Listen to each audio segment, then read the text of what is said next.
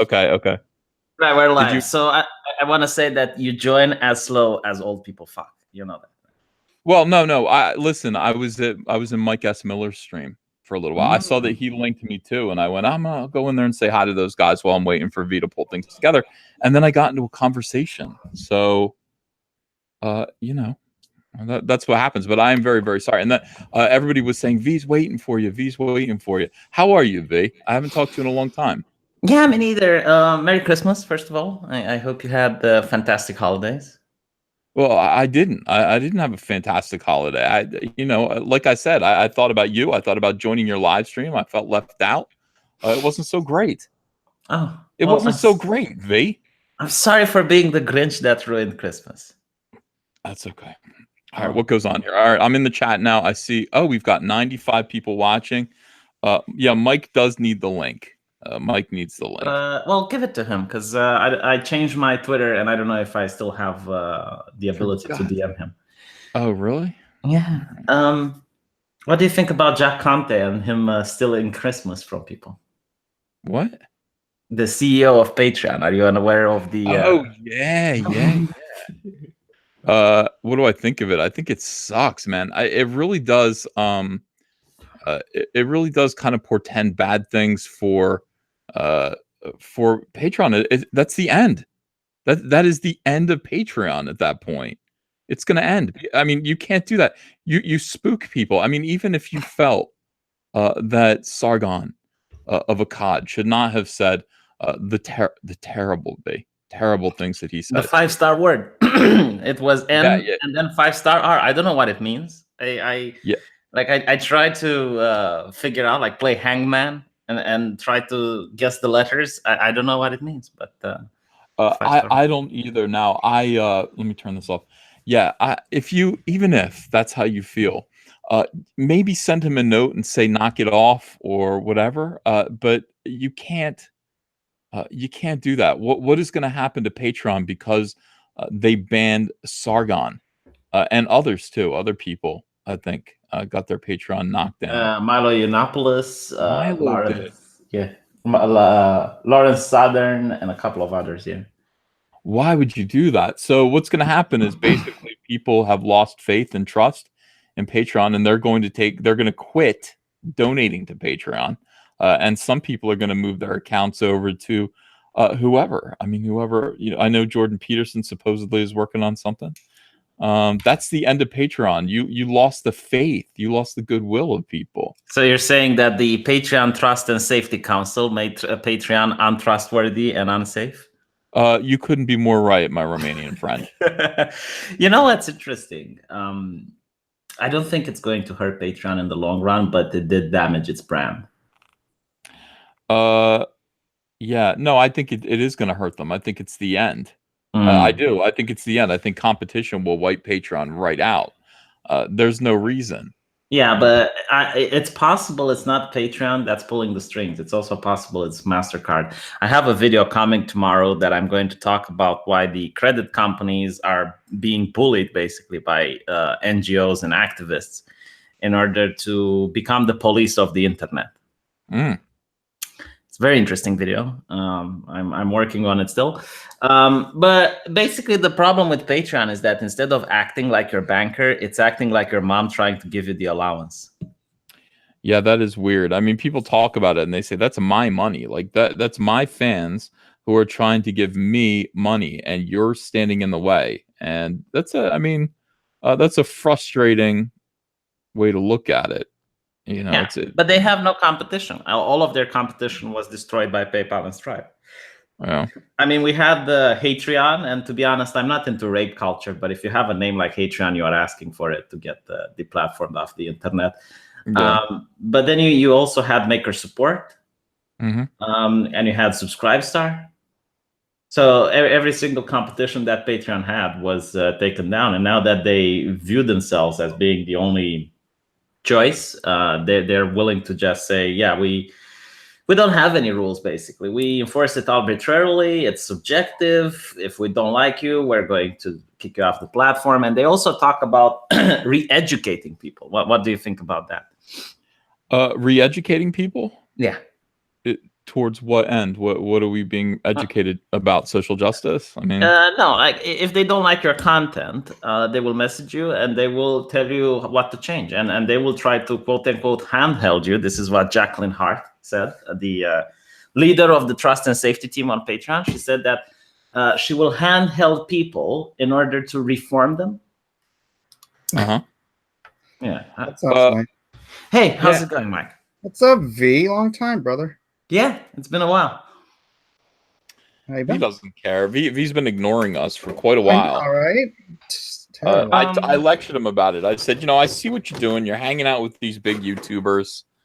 I got it. I got it, V. And you don't care about Comicsgate. You never have. You don't give a damn about Comicsgate. You don't even like. You're a liberal. I mean, I said from the beginning, like I'm not into comic books that much. I mean, I like reading a couple of issues here and there, but this is why I didn't get into Comicsgate, because it's not my area of expertise. However, in the grand scheme of things, I do want you guys to succeed.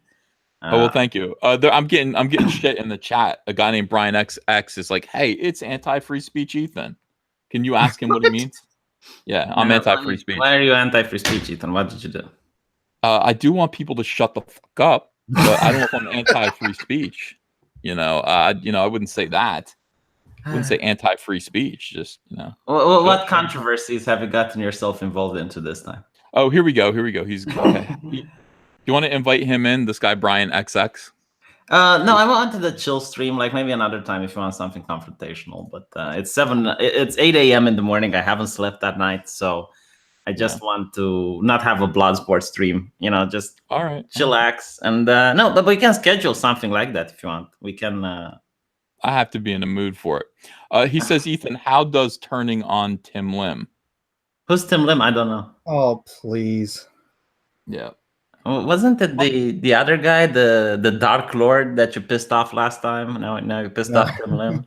Yeah. Well, that's what happens. All right. Tim Lim is a guy. He does political comedy. He did a great book called Donald Thump, which was like a children's book that showed the first 100 days of the Trump presidency, if Trump were a bunny.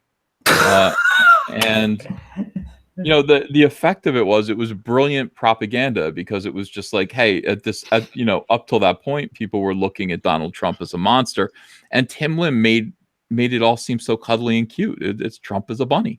And it was really, really smart. I think Donald Trump saw it and liked it. I think it's a bestseller. It's a really, really good book, a good idea. So Tim Lim decided he kind of wanted to do. He's an artist. He's Asian. He's conservative. He decided he wanted to do a lot of political comics. Not like political. Is it political? Like funny, ironic books that glorify Donald Trump.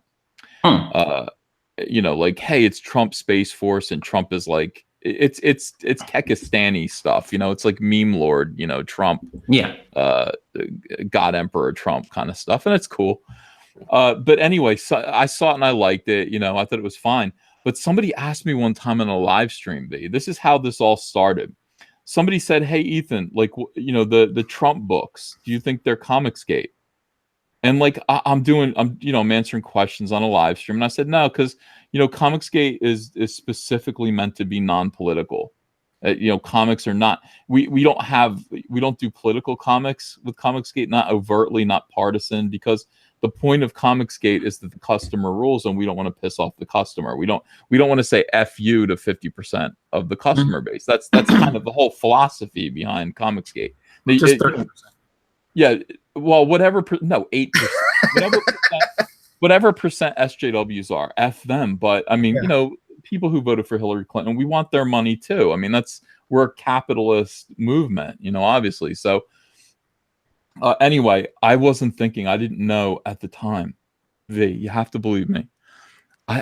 I've known Tim Lim. I think I've spoken to him once or twice. I didn't know him very well, but I know him well enough to say, hey, he's a pal. And I wasn't aware that those were his comics. Okay. I just saw a lot of Trump comics coming out of indies, and I kind of said, yeah, it's just not Comicsgate because it's not what we do. Well, I might as well have set the button.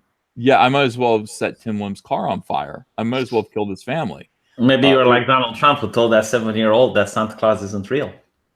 Right. That level of assholeness. Yeah, it was awful. Like, I didn't mean anything. I didn't mean to hurt Tim Lim. I didn't mean to hurt his business at all. I just, I was asking a very, like, I'm asking a cold question like that. I answer it coldly. Like, these are the facts as I understand them. Okay, so it was basically your opinion on it. It's not like... Yeah. Of course. Yeah, of course. It's what I know about Comicsgate. It is my opinion of what Comicsgate is. But again, what the fuck you asked me my opinion? I told you, like, you can have your own opinion, and I'm not a gatekeeper. You can do whatever, if you want to say I'm Comicsgate, you can go ahead and do that. So that was the Tim Lim situation. He's been mad at me ever since, and just why not get him on a stream and talk things out with him? I did, and it hasn't worked out. It hasn't worked out. The transcript. Okay, let me bust through some super chats. There for 20, I have 4 copies of Cyberfog and 2 copies of Variant covered on order. This is the Japanese way of buying shit. Like when Japanese people buy manga or video games, they buy like 5 or 6 copies in order to support the author. Yeah. You do? Yeah. That's nice. It's a Japanese cultural thing. It's like if they really like someone, like if they like a manga artist or something like that, they would purchase like 10, 20 comics. They would spend like $20 if the comic is like $2, and then they throw them away. They throw the extra away. They just keep only one. Where are you hearing this? It's from forums. No, from forums, from people that I speak with. Like you can Google it up if you want. Brownish for $5. So V, if we have the possible answer to the current Patreon issue, how would we get in touch with you? DM me on Twitter. Leonard Church for $4.99. B, don't forget to depress Ethan to letting him know the sad lives of furries or wibs or incels or something. After all, misery loves company. Oh my God. Are you depressed, V? No, I'm actually happy, but I have the ability to depress Ethan. Like I just tell him some stories from the furry fandom, and it is weird. He gets the gloomies. Brownish V, could you respond to my first super chat? Email would be great. I don't really read my email that often, so tweeting me out would be the best way to get in touch with me. So I did the blasphemous thing, speaking of Comicsgate. I guess I worked against you because I advertised DC Comics. They made some excellent books. You bastard. Yeah, they made this the Batman Who Laughs villain, which is absolutely amazing. They have like what is it called? The Dark Knights series. Didn't you say you don't read comics? Yeah, I read a couple. Okay, I read a couple, and I read DC because Marvel is shite. Like the whole thing with Marvel is basically normal humans having superpowers, and I find that boring because it's too realistic. I like the DC superheroes more because they're like gods among men, and they embody perfection. They're like the Athenians, Marvel is just too realistic for my taste. Don't really like it. Yeah, I agree. Marvel is like, well, I mean, Marvel are the heroes that we could be, and DC are the heroes that we wish we could be. And by the way, the Batman Who Laughs. Are you kidding me? Like, talk about just an easy way to invent like a super popular character. Hey, he's half Batman, half Joker. Boom.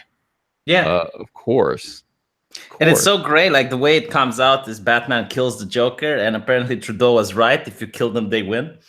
And by killing Joker, apparently there's like this inert toxin in Joker's brain that once he dies, goes out and infects the closest person to him. So the person killing the Joker becomes the Joker, and that's basically the story. Batman Who Laughs. Yeah. And it's not just an Elseworld story because that now he's canon. Like he managed to get from his universe and is fighting Batman in the original canon story. So it's kind of cool. But you made the Green Lantern thing. Did you saw the Batman? What is it called? The Dawnbreaker. Yeah. Did you like that?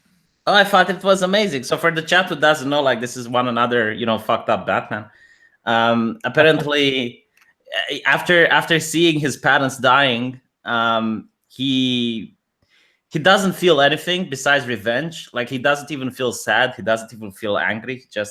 He wants revenge, and because of that, he manages to attract the Green Lantern ring. And as he gains the Green Lantern ring, he goes after the person who killed his parents and wants to use the Green Lantern ring to kill that person. But back then, there was the restriction from the Green Lantern to kill other people. So, Batman wills it. Like Bruce Wayne has so much willpower that he overrides the restriction from the ring and just annihilates the person who killed his family. And yeah, he's basically like this completely emotionless vigilante. He even kills Commissioner Gordon. Like he kills anyone that stands in his way in order to fight crime. And what he does is he actually brings darkness to the ring. Like the darkness into his heart extinguishes the light from his ring. And he gains like a new ability to summon the monsters in his heart in reality. So yeah. And he destroys the entire Green Lantern Corps as well. It was just amazing. Yeah. What a bastard! What a little bastard he was. Yeah. He was. I was a fun book to do. I was waiting for the happy ending. No, there wasn't one. It didn't have a happy ending. Not that I know of. No, the Dark Knights takes place in the Dark Multiverse, and the Dark Multiverse is basically like the fears and the dread from people in the original multiverse come into reality. It's like basically, what if Batman would have had the Lantern Ring and he wouldn't be able to control that power? And because Batman has that fear, it creates an alternative universe where that fear manifests. Yeah. That was fun. Comic books. Yeah, and it's like I'm reading these, and it's like there's no politics in it. It's just like really cool, superhero stories, and I definitely enjoy it. I wish Marvel would do the same, but everything that comes out of Marvel is just overly political. Yeah, because they have a message. They really want to promote social justice. They think that's their job first. I was talking to Mags Visaggio on Christmas Eve. Can you imagine? And talking to her about why it's stupid to insert identity politics into these characters. Why it's stupid to worry about the race or gender. By the way, and Mags was just like, well, it's your initial role. That's your choice. You get to choose. You get to choose that. And it's just like, well, then how come every book that you do has a transgender character in it? Like one of the main characters is transgender. That's just you. So what are you getting on me if all of my characters are white males for? That's just me. It's like, it's interesting that like, these SJWs, these people, they're putting a little diversity in comics, but they're just themselves. It's just self-insert characters. Wouldn't be a bad thing if they would have alternatives. Like, DC has a couple of leftist, social justice-ish comics. Like, for example, the one with Zoe Quinn, the one that she made, and all the others that came with it. But if you don't like that, you don't read that, right? Like, you can read something else. Well, it's going to be inevitable. It's all converging. DC's going that way.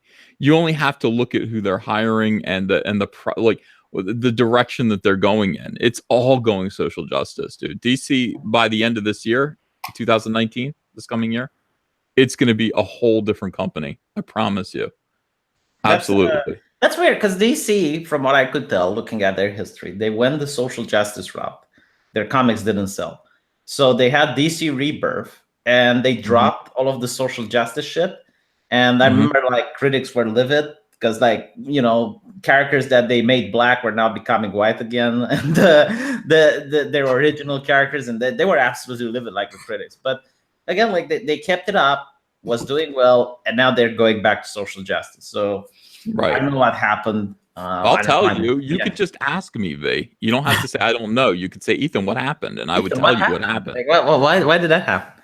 Oh, I'll tell you why. Because there are different factions working within DC Comics, and each of them have their preference, and they also have egos. And I'm not going to name names. Yeah. But the person who, the people who launched DC, the New 52, really like that direction. But they were all tied up in minutia, continuity, all of this weird stuff, like all these continuity errors. DC Comics has been around for 80 years, and the characters have not grown. They've just changed. So to people who are super anal retentive about continuity, these things will endlessly bother you. Like, why does this happen? And how did this fit into the universe? They're trying to square a circle. You don't need to. You just need to ignore that. So the New 52 was a big hit at first.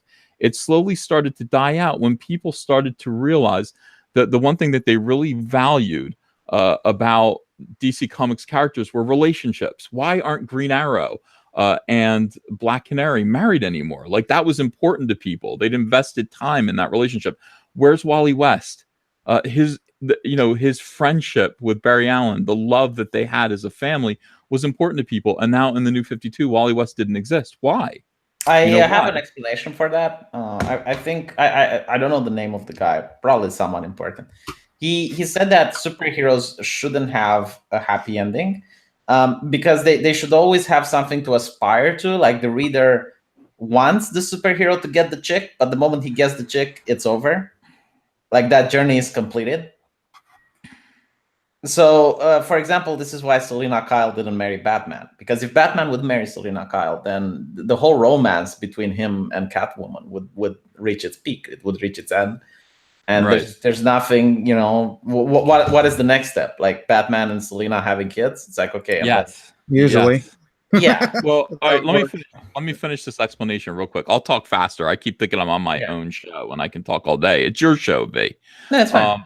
Okay, so here's the thing. So all of a sudden, New 52 starts decreasing in sales, and people complaining and falling away from DC. So they go to Jeff Johns, and Jeff Johns and I did the Rebirth books, and they were tremendously successful. It kind of restored these Silver Age franchises. They go to Jeff Johns and say, do that to the entire line, and he does the Rebirth line, and it is tremendously successful. Okay, and people and fans are happy. Like, when 52 came out, people were like, yeah, I'm going to buy it, but some of this doesn't make me feel very good. Rebirth felt great. Like, everyone loved it. It felt familiar. It really felt like DC was getting on track again. Now, some people were watching that happen, V. You won't believe this, with jealousy and resentment. Okay? People in higher-ups were watching that with jealousy and envy and resentment and angry because it suggested that their ideas weren't as popular, all right? And saying things like, this isn't going to last, this isn't going to last. Well, it lasted until it was time for things to snap back to misery and despair, which is where they are now. So Rebirth is over, Rebirth is dead, and now they're doing what they're doing. So why throughout this misery and despair you got like jewels such as White Knight and the Dark Knights? Yeah, there's always going to be some great stuff. Batman, first of all, is always awesome. Batman has never fallen off track, ever, that I can think of. I don't like Batman Year One. I thought that was very LGBT-ish. Really? I mean, gay, right? Gay. You mean the comic from the 80s? No. They released the Batman Year One. Year Zero, you mean? Year Zero, yeah, sorry. Yeah. Oh, okay. I'm like, what? Yeah, Year Zero, and it was not what my expectations. Like, when I read Batman, I want to know how the story progresses. I'm not interested in a prequel, if that makes sense. Yeah, I know. They're just doing movies though. Like, Scott Snyder's like, this is a Batman movie, and then here's another Batman movie, and here's another Batman movie. He's not telling a serialized story. He's kind of telling like movies. And people love it. I mean, I didn't read Year Zero, but I think I read a couple of his stories, like 2 or 3 of them. I bought all the trades and read like 3 of them. Mm-hmm. And they're excellent. Batman has never fallen offline. There's never been a problem there. It's just with everything else. They're naming Dick Grayson Rick Grayson now because it's embarrassing to be called Dick in current year. Really? Yeah. These are the things that very smart people are wasting time thinking about when they could be telling good stories. Like, no, you're absolutely right. And by the way, I'm looking at DC's movies, and I realized something, like why they suck.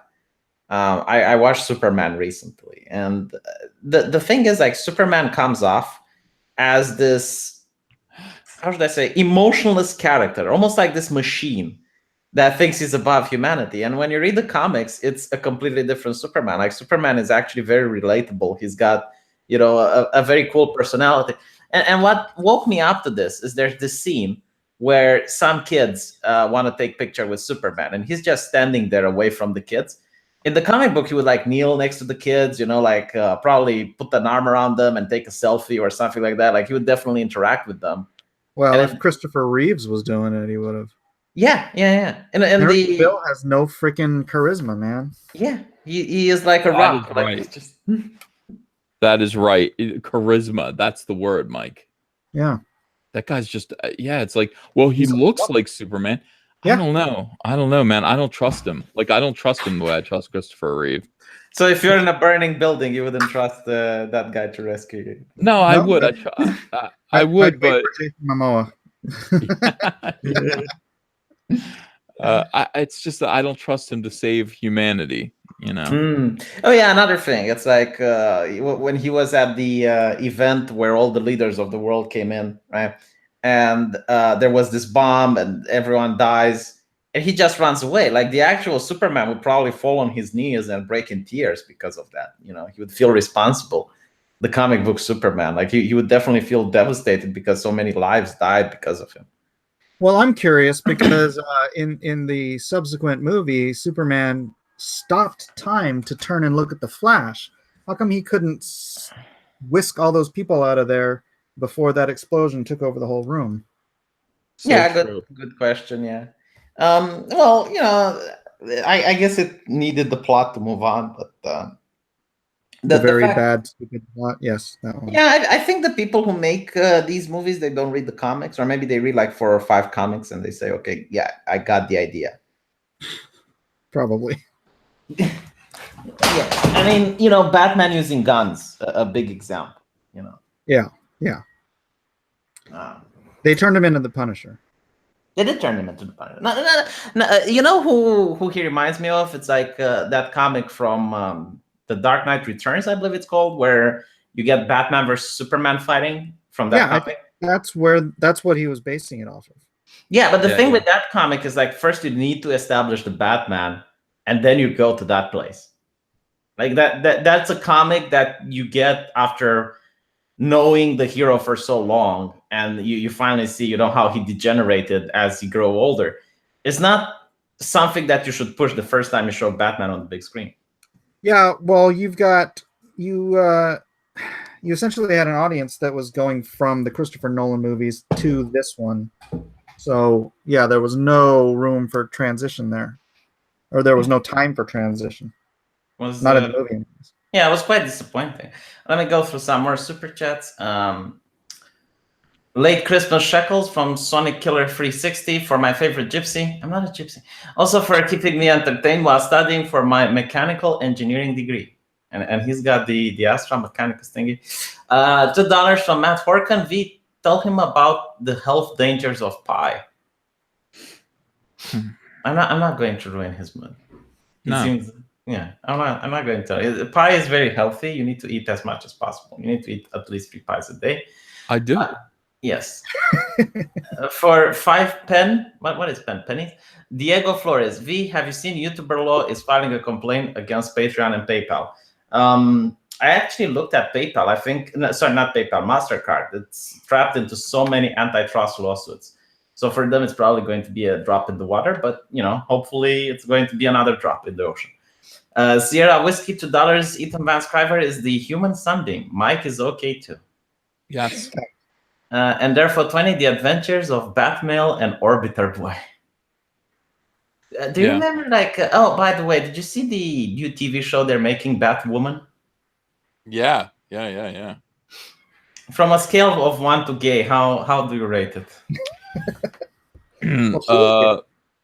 Yeah, it is. She's a lesbian. So that's fine, because that's well, I'm saying material. The scale is 1 to gay. Yes. I'm pretty sure you tipped the scale already.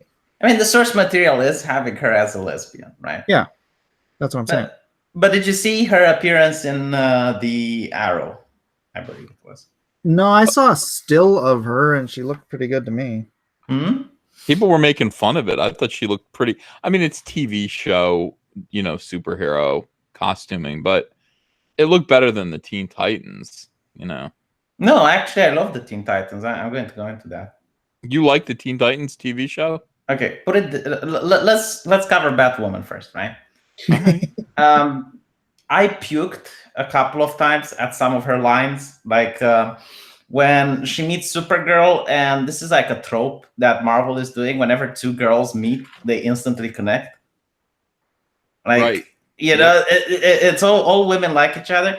And the funny thing about the definition of misogyny, like misogyny is a man who hates women as much as women hate each other. but no, so, and then the flirting that was so, how should I put it, forced. Yeah, but if you're lesbian, you probably like women more than straight women. But the thing with lesbians is that I bet that they can flirt in a decent manner without making people roll their eyes out and hurl. Like, for example, what do you... yeah, Supergirl says, "Oh, I like your tattoos," and Batgirl goes like, "Oh, I have more that you haven't seen yet, or in places you haven't seen yet." And then Supergirl goes like, she picks up something from the table and feels uncomfortable, like almost she's blushing, and changes the conversation. And it's like, what the fuck am I looking at? Like 12-year-olds flirting? What the fuck is this? Hey, I can't reproduce the scene. You have to see it just to understand. Well, honestly, it sounds like harassment to me. It is. It definitely felt like it was so forced. Like they just met each other, and already she's giving like these lines that you would expect like a guy in a bus to hit on a woman. No, I would expect Harvey Weinstein. Now, if you take that scene, V, and then like put those lines into Harvey Weinstein's mouth. Like Harvey Weinstein's hitting on Supergirl. I wish you would find the dialogue and then like somehow put Harvey Weinstein in that place. It would be completely different. And that is the double standard, V. That's the double standard. Like lesbians get away with everything, don't they? They get away with everything, V. Lesbians can talk to women however they want. And we can't, and it's not fair. It's not fair. Well, like I wouldn't mind, but it's supposed to be entertainment, and it's just cringe-inducing. And the owner, right, the director says, "Oh, she's going to be fighting social justice," and I'm thinking, okay, she's going to fighting for social justice. I'm like, okay, so she's a multi-billionaire. She's in charge of Wayne Tech for some god no reason. Yeah. Why?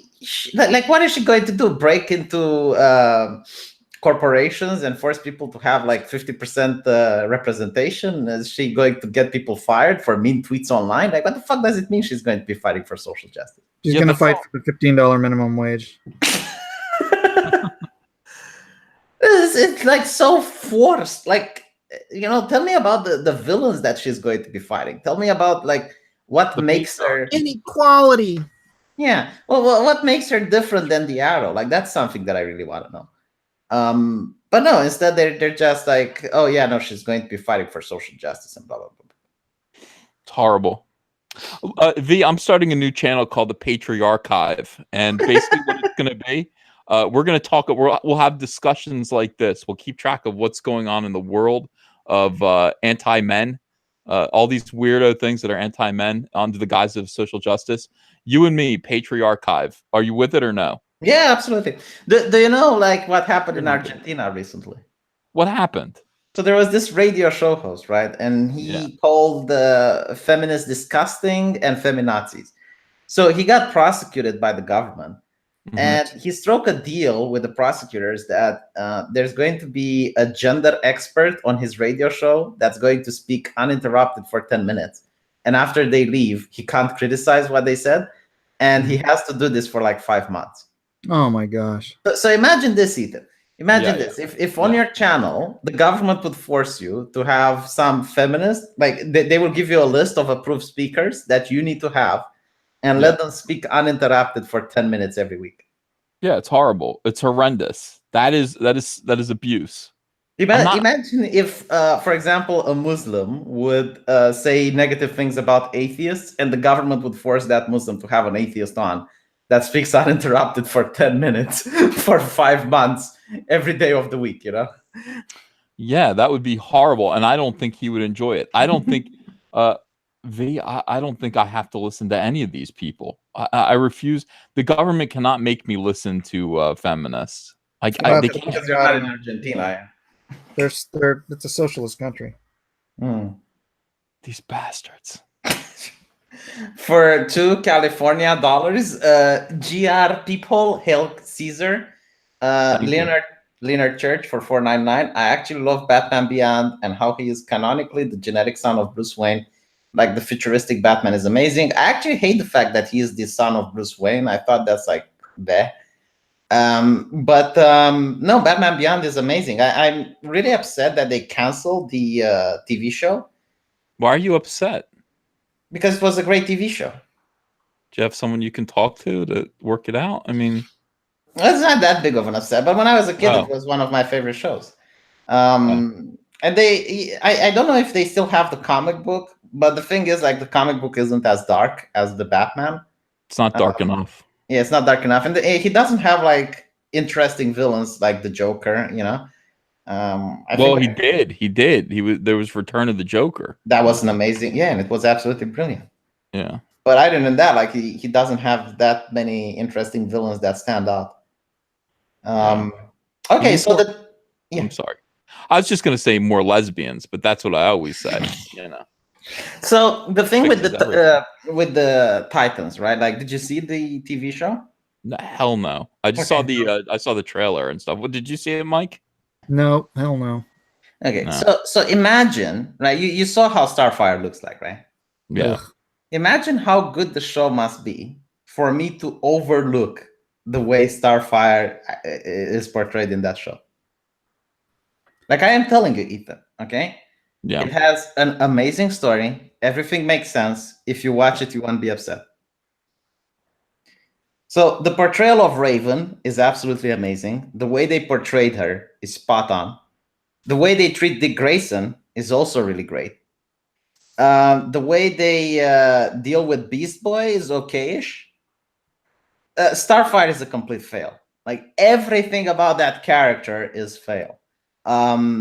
And I'm not just talking about the race swap, because I can deal with the race swap. But the age of the character, right? It makes her look like she's the mother of the team. The romance with Dick Grayson feels very forced. And her attitude and her behavior isn't anything like Starfire. Here's what I don't get: why didn't they just make her orange? Right? Like, they could have a black actress, but like Gamora from. What's funny is that that actress is actually really pretty, but they made her look horrible on that show. Yeah, absolutely, right? Because I also looked at the actress, and then in the show she looks like she's. And I started to say this, but it's the way I feel. She looks like a hooker. Yeah, everybody thinks that. She looks like a street hooker, you know? And I know the actress got abused and she shut down her social media, but I think that's like a stunt for the show. Like, it's a common stunt that a lot of people do. But here's the thing. The show is absolutely amazing. Like, I genuinely loved it, and it's the Raven storyline that just drags it forward. You know, my son's ex-girlfriend actually read for that role. People are saying it's god-awful, V, and they're calling you a gypsy again. I don't know why they're calling you a gypsy. People are wrong. Okay, what part in the trailer you didn't like? All of it, like the tonality of it, the ugliness of it, the cruel, dark, mean spirit behind it. That's give me like de facto things. F Batman. Yeah, well, you know, that's a part of it. You know, but the F Batman is part of the lore with the Robin. Like, he was very edgy. You know, when Nightwing left, he was very angsty, and that's why a lot of people wanted him dead, because he had that bad mouth and that attitude. Yeah, that entitlement. Well, I'm glad that you liked it, V. You know, but seriously, just watch the first episode, okay? Watch the first episode, and then you have to buy the DC thing. I'm not going to buy the DC thing for that. No. V, how old are you? But you want to dox me? No, I don't want to dox you at all. I want to give you some perspective. You know, it's like, that's an hour. It's an hour of what's left of your life, and you're saying waste that. You're saying, Ethan. Okay, look, we have similar tastes, right? Like, when I told you Dark Knight is good, you agreed with me. I'm telling you Green Lantern is good, you agree with me, right? I'm telling you. What do you mean, no? What are you talking? Green Lantern is not good. Green Lantern, the comic book, is good. All right. All right. Okay. I'm telling you, it's like it's a lot better than anything from the I thought you Arrowverse. meant the movie. I was like, what are you No, talking no, about? no, not the movie. No. Okay. Green Arrow, right? Sorry. DC Titans from the entire Arrowverse stands out, and it's really great. No. I don't believe it, V. But you haven't seen it. How can you say no, Mike? I won't see it. No, I think the Arrow show is mediocre at best. No, I think it's cancer. I agree. I agree with that. The only good thing from the Arrowverse is the Flash. Yeah, it's okay. I mean, it's all right. It's for kids. Well, yeah, but I mean, I'm comparing it with what's else on the market, right? Right. It's not for me though, V. I like Gotham. Gotham was great the first season, but after that, it metastasized as well, and it became cancer. V, how old are you? I'm not telling you that. Why? Because I don't want you to know. V, are you? You're still in your 40s, right? I mean, or no, he's younger than that. Jeez. Is he really? Yeah. I'm going to let it as a mystery. He just looks old. You need to call Edward Nigma in order to find out how old I am. All right. Well, all right. If you're listen, somebody's saying he's in his late 20s. There's no way V's in his late 20s. Not at all. No way unless he has progeria. He is not in his late 20s. But if he were, I would say, okay, maybe you want to watch. Maybe you know what? Fine, I'll give you a spoiler. You know what? I'll give you a spoiler, right? Okay, go ahead. Last episode from DC Titans. People, if you don't want to hear spoilers, tune out for like 10 minutes and then come back. If you don't care about DC Titans, you don't have to watch, right? So in the trailer is the thing that Batman killed someone, right? Yeah. And people complain. That's totally Jason. Yeah. Yeah. All right. So what's that about? Well, apparently, you see in the last episode, the next Robin that came after Jason, that came after Dick, comes in a wheelchair, right? Yeah, and he goes to the first Robin and he says that Edward Nigma doesn't have a gun. Well, now he has one, and he shot him in the spine and he paralyzed him, right? And he says that because of that, Batman is now going even more violent than before. And he asks Nightwing to go into Gotham and talk to Batman and try to talk some sense into him. So he goes into Gotham, and he finds out that Batman pushes Joker off a building.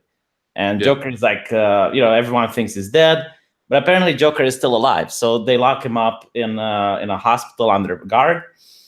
And then Batman goes in and kills the Joker. And he runs away as Nightwing comes there and tries to talk sense into him again. And then I go kill myself? Hold on. Okay. And then he goes into Arkham Asylum, and he basically kills everyone there, like all the people that were under, all the villains that were there, as well as the orderlies. So Dick Grayson now is thinking about giving his identity to the cops because he realized that Batman has turned into a villain. So he has this strike team, goes into Bruce Wayne's manor, and manages to assault the Batcave. Batman kills everyone. And then Nightwing has some explosives, and he brings down the manor entirely on the Batcave. And as he goes down, he finds Batman on the rubble asking Dick for help. And Dick, basically realizing that Batman is a monster, and if he would help him, he would still manage to escape and kill people, he kills Batman. And what happens is that this wasn't actually happening. It was Trigon that was influencing his mind and giving him the scenario. And depending on what choices he would make, how it would play out, it would either lead Nightwing into darkness or it would lead him into the light. And because he decided to kill Batman, he basically broke the code that Batman taught him. And because of that, he unleashed the darkness in his heart and is now a puppet for Trigon. And I thought that's like so interesting because as you're watching the episode, you don't really know that this is not actually happening. And I thought it's like, well, that was mind-blowing. Like that was really great storytelling. Except for everyone that knows Batman knows that none of that would have actually been happening.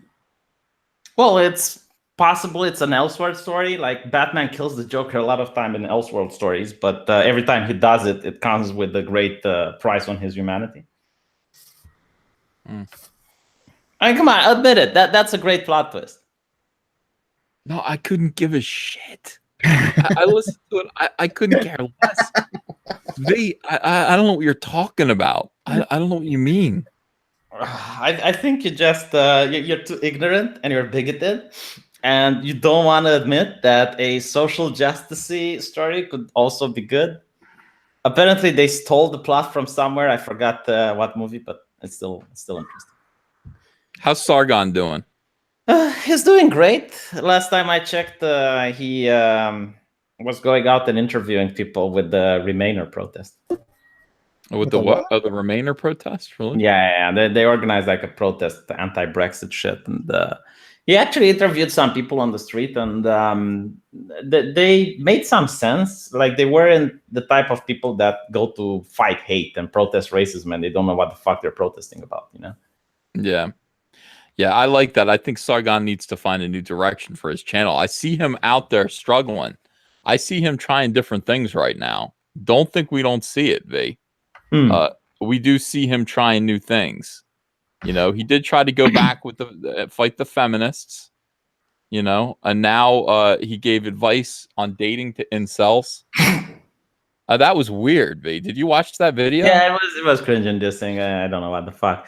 The thing with the Sargon, and I told him this, is like, stop making posts that seem really bad when you read them the first time, but if you give them like more time and you think about it, it's like, oh, it's kind of okay. Like, stop doing that shit, because people are not going to give it more time. They're going to, you know, like, I wouldn't even rape you thing. It's like, yeah, okay, when you read it the first time, it sounds horrible, but if you think about it, it's like, well, yeah, okay, it makes sense, because if that's a rape threat, then I wouldn't even apologize to you, you know? Right. But like, people aren't going to give it the second read. People aren't going to give the time, because if people want to fuck with you and attack your career, they're going to do that regardless of you know, like they're going to jump the gun basically, and they don't care if they're accurate or not. Hey, there are people in the chat who say it wasn't that bad. You know, some of them like that video. So yeah, I didn't. I mean, I personally didn't. I don't know. It was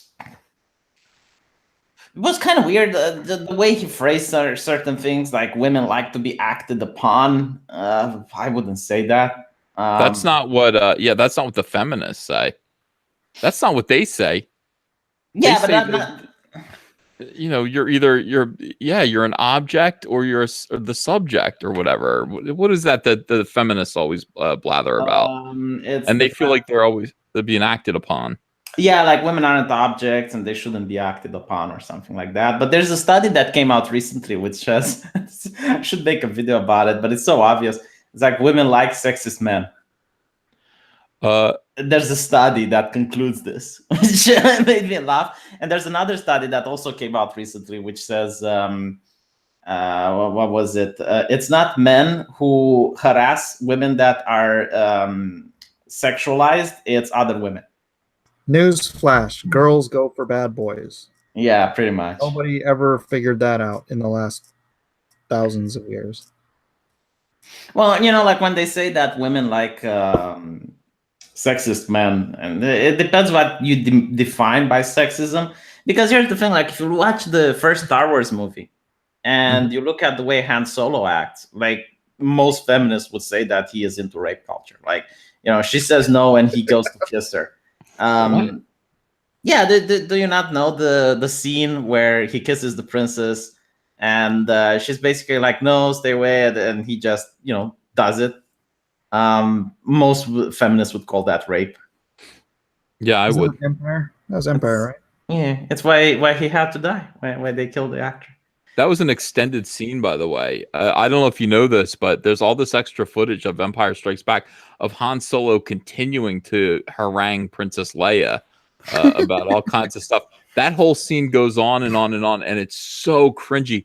And while it goes on, I kid you not, the fucking Wampa breaks his arm through this is all true. The Wampa breaks his arm through the cave and starts tearing rebels apart. And that's what stops them from saying stupid things to each other. The Wampa, the one-armed Wampa. What's the status on Star Wars? When's the last episode coming? It's not the last one, not by far, but it's There will December never be a 19th. last Star Wars. So it's next month, next year. Sorry. Yeah, it's a little less than a year from now, and we're God help us all. God help us all. Star Wars will be the gift that keeps on giving to Ethan until he's dead. Yes. Never end. There was I felt really torn about the story. Like I really didn't know what to say. But there was this veteran guy. I think he was suffering from brain cancer or some terminal illness, and his last dying wish was to see The Last Jedi. I saw that story. I didn't know how to feel about it. I can't. I want to make a video about that laughing so bad, and I can't. Like, how do you make a video laughing at that? You can't. The guy's just like, please, I'm gonna die. The last thing I want to do is see the new Star Wars. And Rian Johnson shows up with his big round balloon head, with Star Wars: The Last Jedi, feeling real good about himself, and showing a dying man Star Wars: The Last Jedi. I mean, that is that is really cruel, but it is very funny. I mean, no, because the thing is, like, no matter what you do, it's going to be cruel and unusual. Like, if you show him the movie, it's cruel and unusual. But if you don't show him the movie, like you deny his last wish, it's also cruel and unusual. No, wrong. Don't show him. Don't show him. But it's his last wish. Yeah, die having not seen Luke Skywalker humiliate himself. It's how dare you? Like, Rian Johnson is such a bonehead. Don't show him what you did to Luke Skywalker. He's about to die. You know what you can do? It's like show him Rogue One and say that is The Last Jedi. That would have been better. That was a better movie. No, because the thing is, like, you need to understand, like, the man doesn't know what he is asking for, right? Like, he thinks he knows what he is asking for, but if he gets it, right, it's going to be like that last bit of humanity taken away from him. Every time. But think about it this way, right? Like, what if he dies happy? He dies happy knowing that he doesn't have to live in a world with Rian Johnson anymore. I can't imagine dying happy having seen The Last Jedi. I will never be happy again. I've seen it 3 times. I will never be the same, ever. Every single time, it's another piece of your soul taken away, isn't it? Birds stop chirping. I can't hear birds anymore. I can't hear birds singing. Fucking hate Rian Johnson for that. Rian Johnson fucking ate a piece of my soul with that movie. He burnt your expectation, didn't he? He did. People are shocked. Yeah, I saw it 3 times. I saw it once for the first time. Then I saw it a second time to listen to the commentary track. I wanted Rian Johnson to explain himself to me. And then I had to watch it for work because the High Council, my Star Wars YouTube show with 2 other Star Wars YouTubers, Geeks and Gamers and World Class Bullshitters, we all did a live stream commentary watching that movie. And it broke me the 3rd time. Like, seriously, I was not right for like a week after that. I was so angry. And my wife was like, Ethan, what's wrong? I'm like, shut up. Like that. I was like, It's a Wonderful Life, making kids cry while they played the piano. You just watched it for Roast Eco, didn't you? Well, that was the sunlight. Like, my biggest disappointment is that Rose Tico is still alive, and they're probably going to push the relationship between her and Finn. I hope so. No, that's going to become the love triangle with her and Finn and Rey. Oh my god! Do you know what? Like, I noticed something about Rey's acting. You should watch the movie for a 4th time, and you will notice that I'm right. Her only way of acting is to bulge her eyes and crack open her mouth. Literally at everything, like, she opens her mouth to breathe in what's happening around her. Yeah, she has things subjective. She's an object. Things happen to her. She doesn't do anything.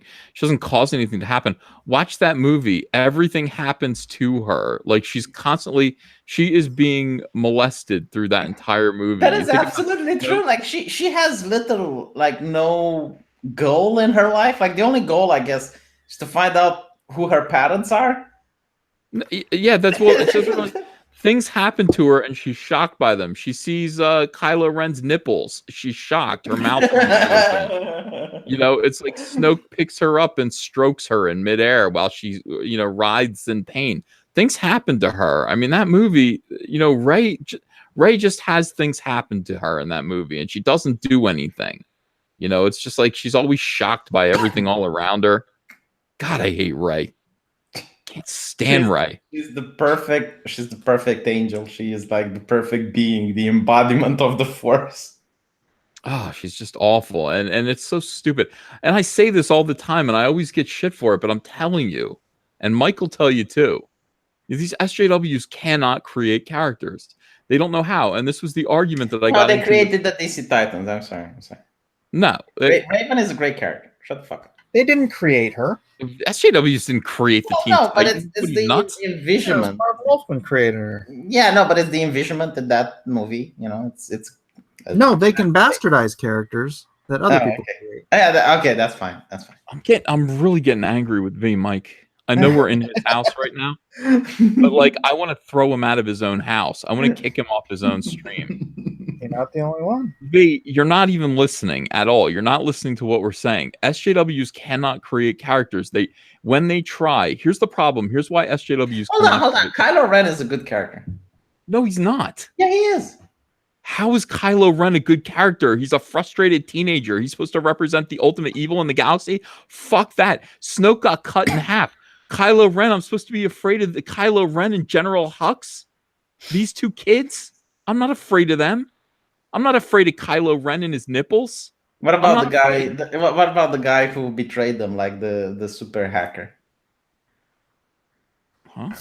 Wasn't that a good character? The one that Benicio del Toro. Yeah. That guy sucked, dude. Oh, come on. That was the only character that made sense. That character was horrible. He's so stupid. And it's like, well, Ryan Johnson was like, oh, I should be getting Lando Calrissian for this role, but fuck that. I don't want to. I'll explain why that character is amazing, right? From the beginning, he explains that he doesn't give a shit about people selling weapons to either side. So he's in it for the money. And the good guy trusts him. And the good guys get fucked because they trust him. Because the character was like true to its nature. He sold them out at the first opportunity he got and then left with the cash. I'm with V. Yeah. That's like the only good character in the entire movie. Like, it makes complete sense from the beginning to the end. It's like it's a well fleshed out character that actually. But what he did, V, what you don't understand is what that character did, and I'm sorry, he made our heroes, quote unquote, look even stupider. I mean, but Rose Tico trusted him. Yeah. Rose Tico is a fucking. And by the way, that's not the character's fault. Like, you understand that if you watch Game of Thrones, which is by far the best storytelling, the one that Martin wrote, is the characters move the plot, not the plot makes the characters, if you know what I mean. So yeah, like the heroes were absolutely mind-numbingly stupid. Yeah, but the problem with it is that Benicio del Toro might as well have been talking like this the whole time. He was so blatantly evil. He was so obviously evil. The complete opposite of Lando Calrissian, who you're just like, all right, well, I trust this guy. I think he's got a nice smile. He's going to take care of us.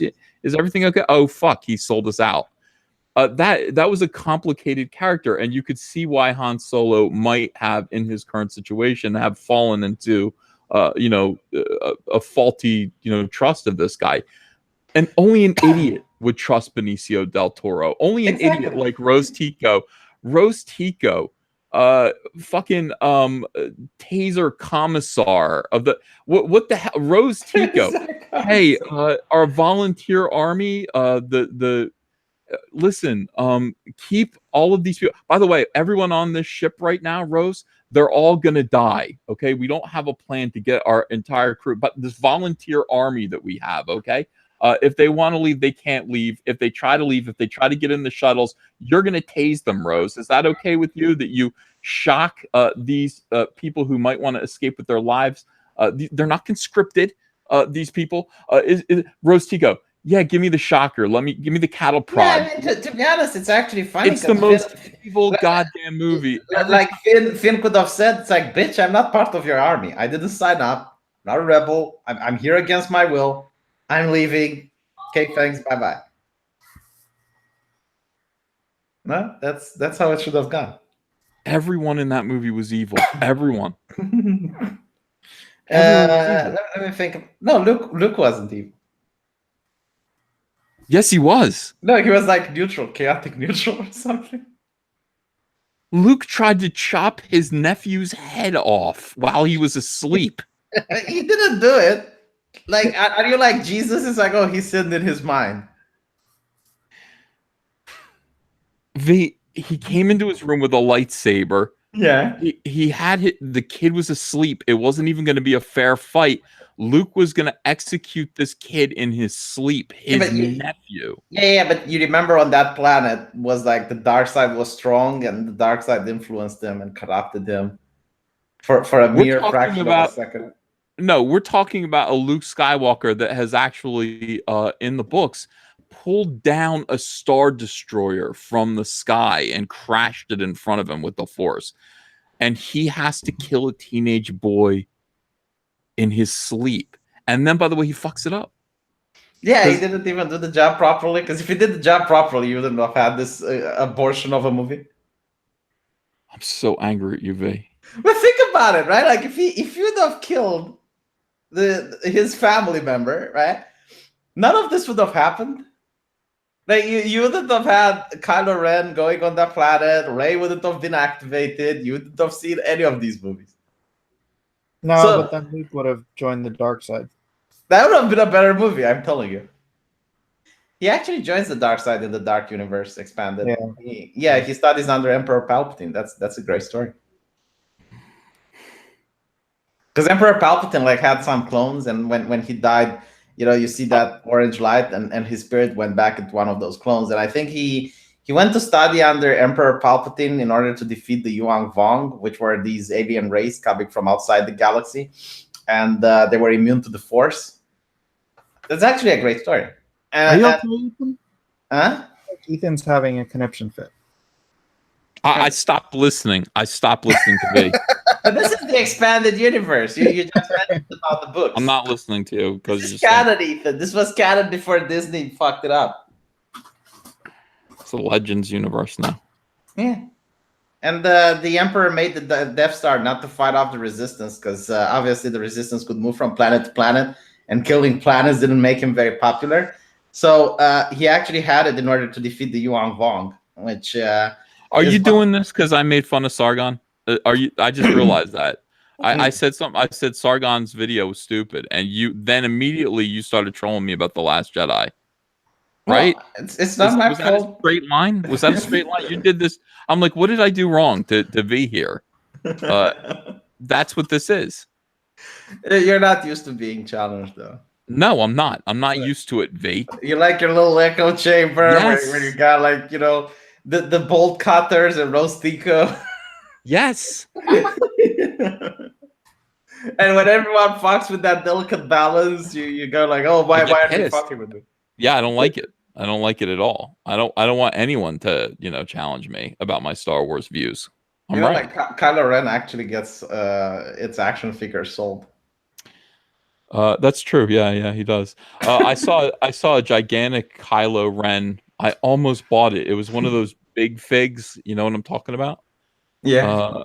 Yeah. But I didn't buy it. It was like $25. I was like, I'll buy it I would pay $19 for it. 25 is a bridge too far. And also they had a BB-8 that was kind of almost life size, but it was hollowed out. It's a piece of shit. Everything Star Wars puts out is garbage. I mean, except for like the hot toys that I'm buying now, the sideshow toys. It's all filth. I mean, it's just all, man. The comic book is kind of cool. Like they have, a comic book is great when you remember lines from it. And they have this line from the comic book, which is almost as popular now. Like, I find your lack of faith disturbing. It's Darth Vader going to another planet and saying, what is it? Oh yeah, I have already altered the terms of the deal. Pray I don't alter it any further. That's from Empire. But they have it in the comic. It's from Empire. They have it in the comic. So they copied it in the comic. But it's the prequel. Like, the comic happens before the Empire. No. Yeah, I was hoping you wouldn't know that, and I was trying to bullshit Ethan, but you had to step in. Thank you, Mike. Thank you. I appreciate it. Pretty sure Ethan knew that was from Empire too. Yeah. But see, here's the thing: like, they can make good movies. Like, look at Rogue One. Like, the ability is there. No, I agree with you. I agree. Rogue One was good, and I've said it over and over again that Disney's capable of making good movies, but then they take it too far. Oh yeah, we're gonna take that cipher of a character, Cassian Andor, from Rogue One. We're gonna give him his own extended TV show. Nobody wants that, you idiots. You know Yeah, what's I mean, interesting is Rogue One was a good movie, but my freaking kids really didn't like it. It was such a not a kids movie. It's for adults. so Yeah. this is my opinion regarding social justice warrior. And it's not SJW, it's like this whole postmodernist bullshit where they don't like people to assume, so they want to explain everything. Like they don't want to leave any sort of mystery. And here's what I mean. Like when you watch the first Star Wars, right? 4, 5, and 6. There are a lot of things that they say that you don't know anything about. So, for example, they talk about, oh, you fought in the Clone Wars. You don't know what the Clone Wars are. It's never talked about or mentioned before. So it's only, your imagination to think like, what the fuck would the Clone Wars be? And then they talk about the Jedi, and you're like, well, what exactly is a Jedi? What were the philosophy? What is the Force? Like that's never answered. Now, when they make the prequels, they answer some of these questions, and they kind of destroy a part of the mystery, but it's kind of okay because the way they answer it is very fulfilling, and you get to actually see what the Clone Wars is, and you get to see how Jedi's fight in their prime, and that's okay.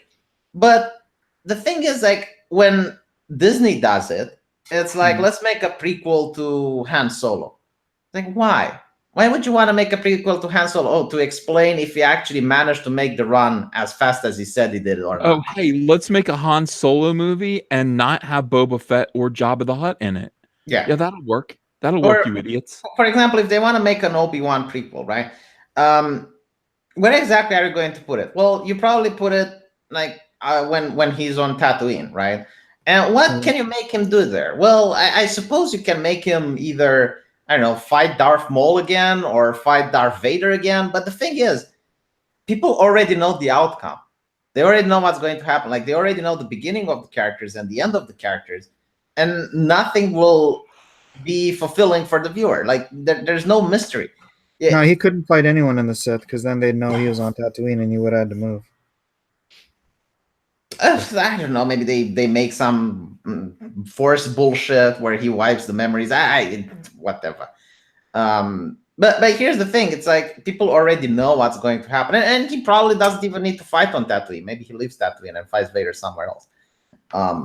But that's my point. Like no one cares about these prequels. No one is interested in these prequels. If you want to make prequels, make the Old Republic.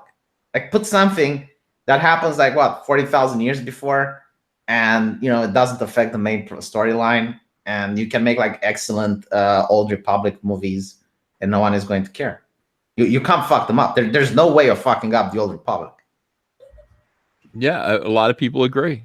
A lot of people agree. They want Knights of the Old Republic films, and I sounds good to me. I don't even care anymore. Like at this point, after the Skywalker saga is over, if they don't go back and do Obi-Wan Kenobi, a trilogy of Obi-Wan Kenobi movies that go in between episodes 3 and 4, I just don't care. I don't care what they do. It's all going to be fake.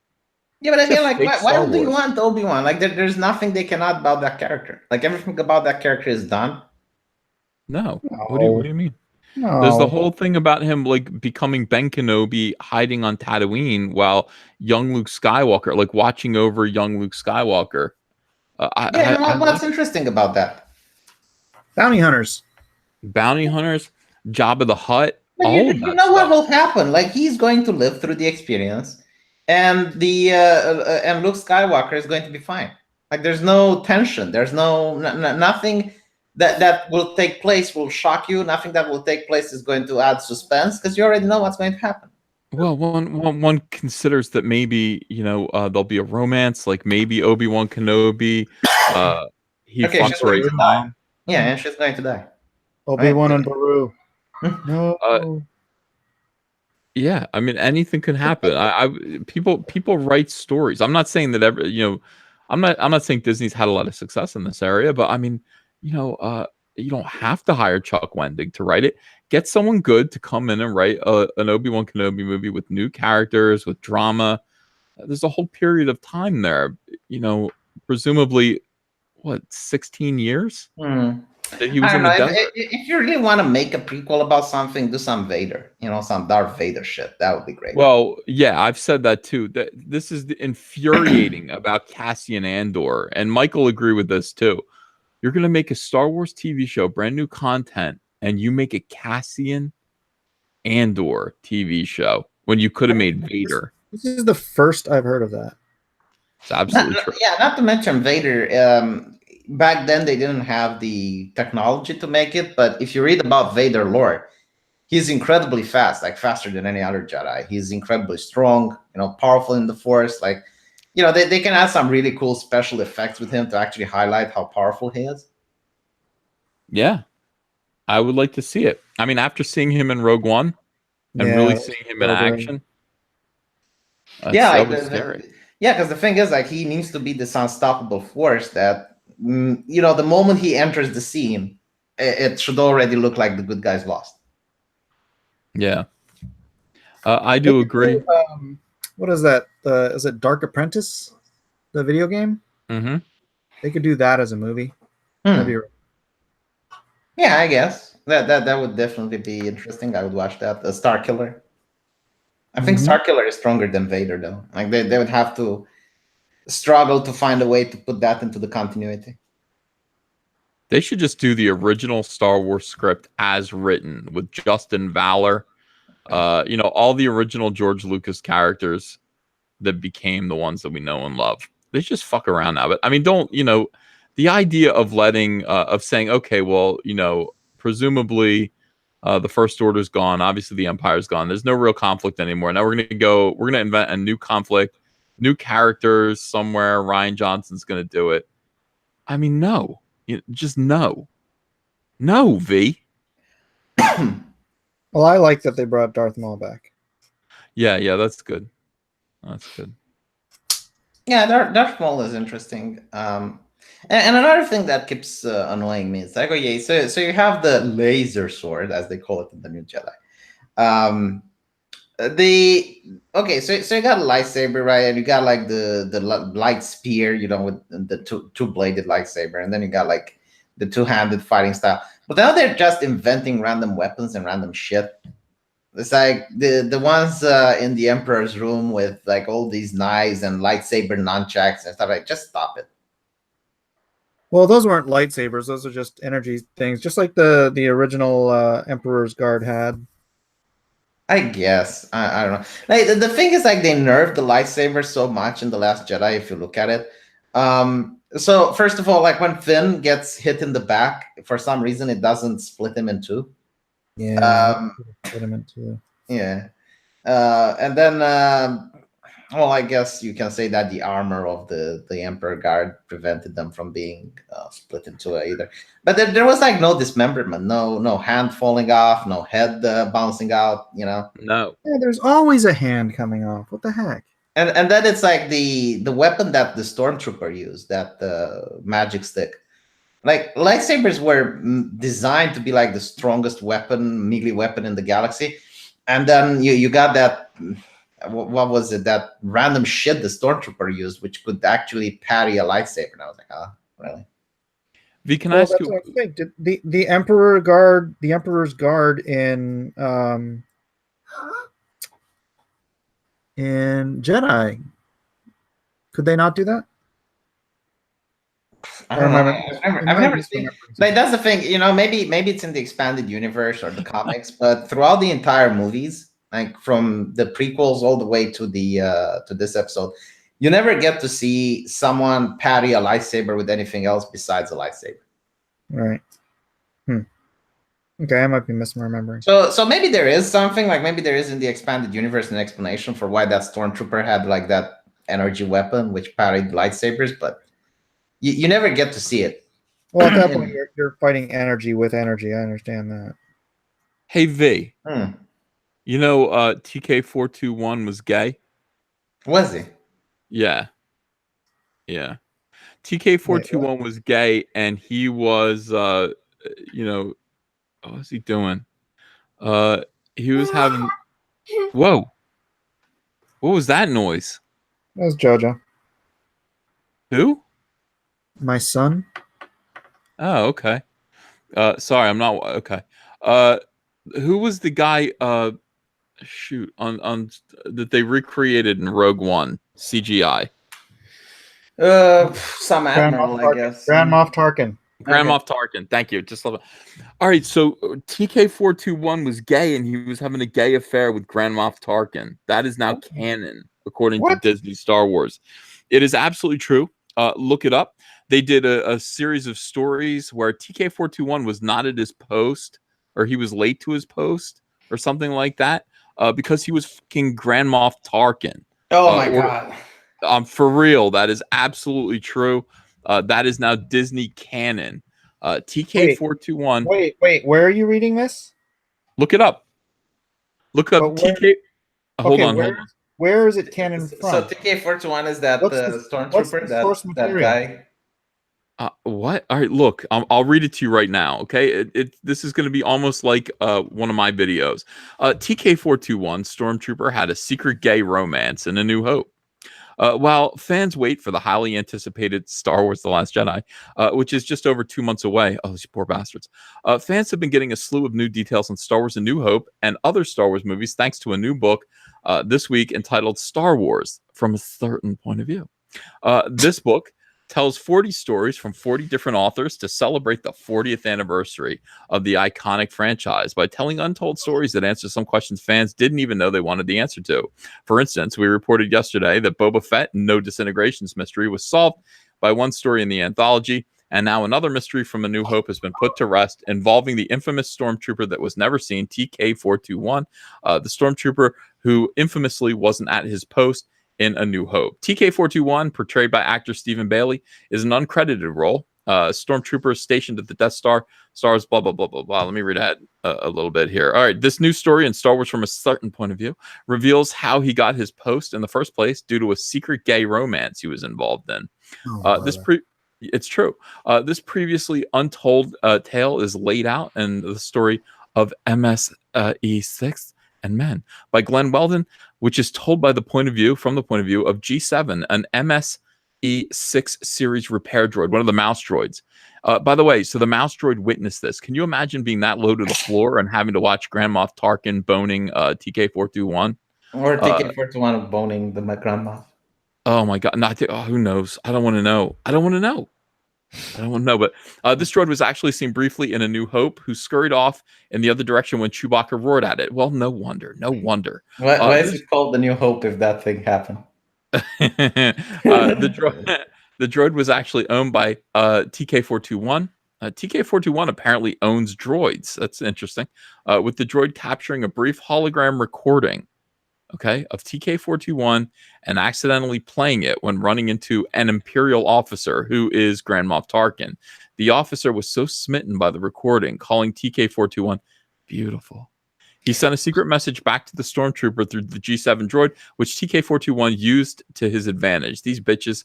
The story set up that TK421 wasn't terribly happy being stationed on the Death Star and wanted a new post on Coruscant. These guys fucked their way to the top. Sorry, Mike. Sorry. Oh my God. He ultimately used this Imperial officer's interest to help get a more desirable gig, sending the droid back with another message to give him something to get started with. A secret. By the way, this is how Gamergate. Yeah, this is how Gamergate started. Absolutely. I was gonna say, man. A secret homosexual affair then ensued, with the stormtrooper and the Imperial officer continually erasing the droid's memories. Can you imagine this? The poor droid. Oh no! Erase my memories after their secret tryst, telling the droid there are some things it doesn't need to see. And then he said, quote, human being stuff that is complicated and messy. Hey, V, human being stuff is complicated. It is messy, isn't it?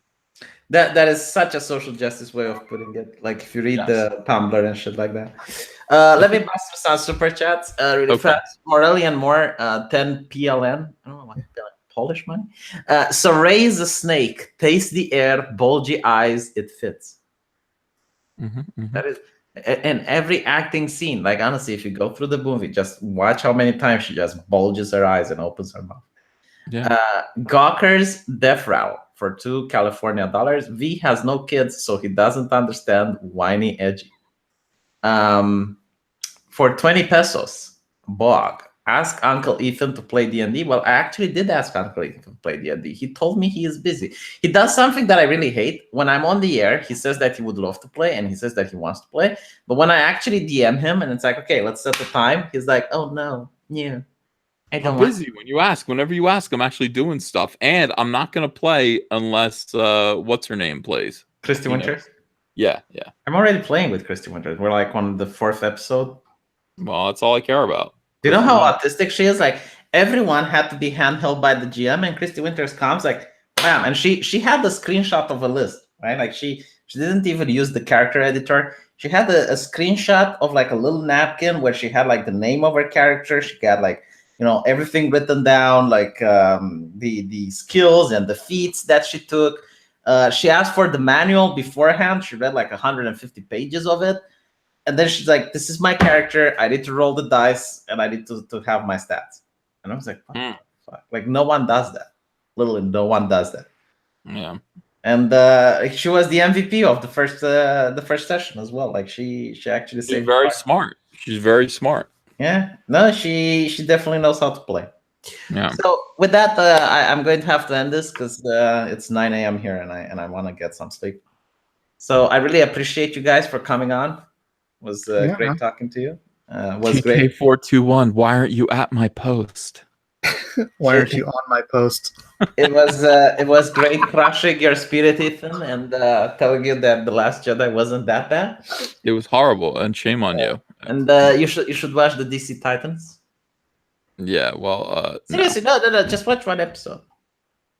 I won't do that. I'll find something else to watch. Do you know why you won't do that? Why? It's not because you won't like it, but because you're scared you might like it. No. Yes, it is. Hey V, message me. I'll send you a copy of Lone Star. Oh, thank you. Yeah, I will do that. But no, you have to message me because I forgot what your Twitter is. I'm trying to message you. You disappeared. Did you change your Twitter or something? Yeah. Ethan, send me his Twitter, would you? Yeah. Why does he want to hold your? Why is he hiding his Twitter from you? I'm hiding my Twitter from everyone. What in the? Do you know, like, I used to be shadow banned on my previous Twitter, right? And I had like, I don't know, 20,000 people following or something like that.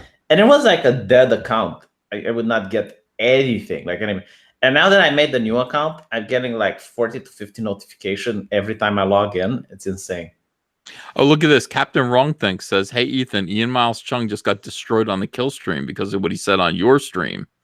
I don't follow the drama. I don't know what's going on. Yeah, I don't know either. Mike invited Ian Miles Chung onto my stream, and Ian started yelling about doxing people, and he didn't care that he... And I was just like, what are you talking about? And I got in trouble for having him on the stream. People thought that I was trying to send a message. To blame me for it. I have to. Because people people are saying like, hey, you brought him on there just to say F you to people. I'm like, I didn't even bring him on, and I don't know what he was talking about. So I got to go listen to that and find out what this is all about.